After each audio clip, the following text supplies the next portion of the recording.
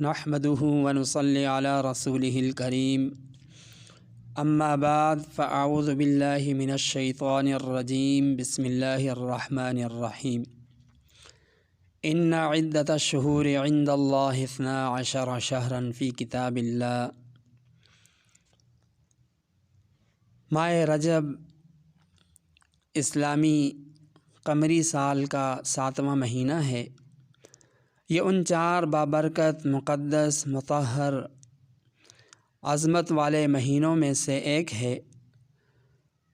جن کو اللہ تعالیٰ نے اس کائنات کو بناتے وقت ہی عظمت، فضیلت، شرف، مرتبہ، مقام عطا فرمایا۔ قرآن کریم میں اللہ تعالیٰ ارشاد فرماتے ہیں ان عدۃ الشہور عند اللہ 12 شہرا فی کتاب اللہ یوم خلق السماوات والارض منها 4 حرم ذلك الدین القیم فلا تظلموا فیہن انفسکم۔ اس آیت مبارکہ سے یہ بات واضح ہو جاتی ہے کہ اسلامی سال کے 12 مہینے اللہ تعالیٰ نے خود مقرر فرمائے، جس سے اسلامی سال اور اسلامی سال کے مہینوں کی قدر و منزلت، ان کی اہمیت، ان کی فضیلت بالکل واضح ہو جاتی ہے۔ اسی طرح اس آیت کریمہ سے یہ بات بھی واضح ہو جاتی ہے کہ ان 12 مہینوں میں سے 4 مہینے زیادہ عظمت، فضیلت، بزرگی والے ہیں جن کو اشہر الحرم کہا جاتا ہے۔ مفتی اعظم مفتی محمد شفیع صاحب رحمہ اللہ معارف القرآن میں انہوں نے لکھا ہے کہ تمام انبیاء علیہ السلام کی شرائع اس بات پر متفق ہیں کہ ان 4 مہینوں میں ہر عبادت کا اجر و ثواب زیادہ ہوتا ہے،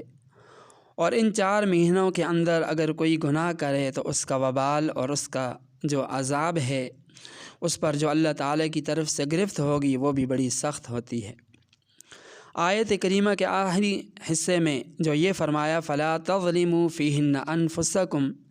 یعنی ان بابرکت، مطہر، عظمت والے مہینوں میں اپنا نقصان نہ کرنا، کہ ان کے ادب و احترام کی خلاف ورزی کرو یا ان مقدس مہینوں میں عبادت گزاری میں کوئی کوتاہی کرو۔ تو امام ابو بکر جساس رحمہ اللہ نے احکام القرآن میں انہوں نے لکھا ہے کہ اس میں اس بات کی طرف اشارہ ہے کہ ان عظمت، فضیلت والے مہینوں کا خاصہ یہ ہے کہ جو شخص ان مہینوں میں عبادت کا اہتمام کرتا ہے تو اس کو بقیہ مہینوں میں بھی پورے سال کے اندر عبادت کی توفیق اور ہمت مل جاتی ہے۔ یعنی جو شخص ان مہینوں میں خاص طور پر عبادت کا اہتمام کرے گا تو اس کا نتیجہ یہ ہوگا کہ جو 8 مہینے باقی ہیں ان کے اندر بھی اللہ تعالیٰ اس کو عبادت کرنے کی توفیق دیں گے، ہمت دیں گے، ان کے اندر بھی وہ عبادت اور شوق کے ساتھ وہ عبادت کا اہتمام کرے گا۔ اور فرمایا اسی طرح جو شخص کوشش کر کے اپنے آپ کو ان مقدس بابرکت مہینوں میں گناہوں اور برے کاموں سے بچا لے گا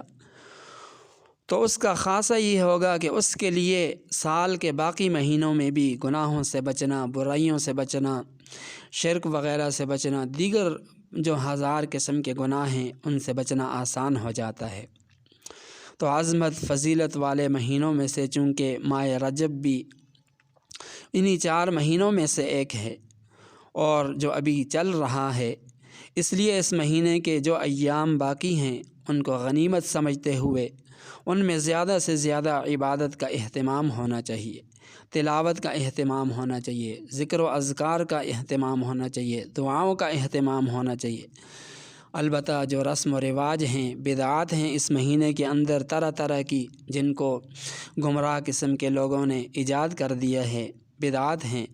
اور اسی طرح بالخصوص اپنے آپ کو ان مقدس ایام میں، بابرکت ایام میں گناہوں سے بچانے کا اہتمام کیا جائے۔ اللہ تعالی ہم سب کو عمل کرنے کی توفیق عطا فرمائے۔